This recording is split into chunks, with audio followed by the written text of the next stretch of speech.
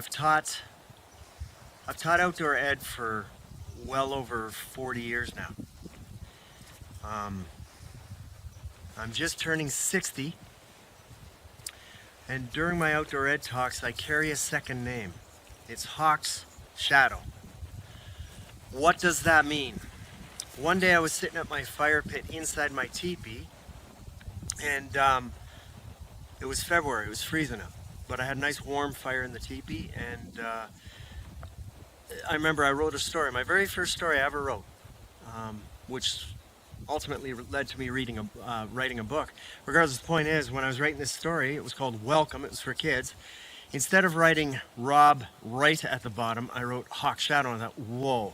A long time ago, some elders that I had talked to told me that when something like that happens, it's somewhat like a vision.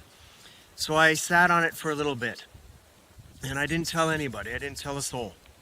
Then I was out in what I call the camp lot, the back field of where I live, and what happened was there was a snowshoe hare, and she was right in front of me, and I was dressed in buckskin at the time, and I was laying down in the snow, and I heard it. I didn't see it, I heard it.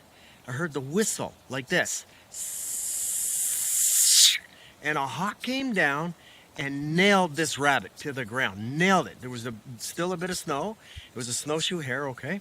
Nailed the rabbit to the ground. The hawk turned and looked at me. Right then and there, I understood my name. We're predators. That's what we are. The human being is a predator. How we hunt and where we hunt and the way we hunt is what makes the difference. For me, the hawk is my teacher. Hence, I'm its shadow. Here's what happened. The hawk takes the rabbit. The rabbit, let's start from the beginning.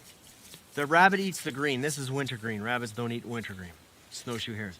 The hare takes the green, right? The green becomes the rabbit. The hawk comes down, takes the rabbit. The rabbit becomes the hawk. The hawk eventually, subsequently dies from whatever, melts into the ground, forming compost, humus. From the humus grows the plants. The rabbit comes by and eats the hawk. That's the circle of life. You break the circle of life, you've broken everything. That's what I'm about. That's what my name means, and that's why I teach, and that's why I wrote my book. This is what it's all about. Right now I'm sitting up on Sundew Pond up in Algonquin Highlands.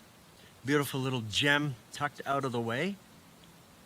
But that's what my name means. If you ever get hits like that in your head, if all of a sudden you start to identify with an animal, it's simply a totem. Totems simply mean an animal that you're connected to. We are connected to the earth in malleable ways. There's nothing that moves out here, nothing that lives out here that I'm not a part of, that you're not a part of. We're all a part of it. Everything. The air that the moose breathes out, I breathe in. It's the way it works. We cannot break the cycle.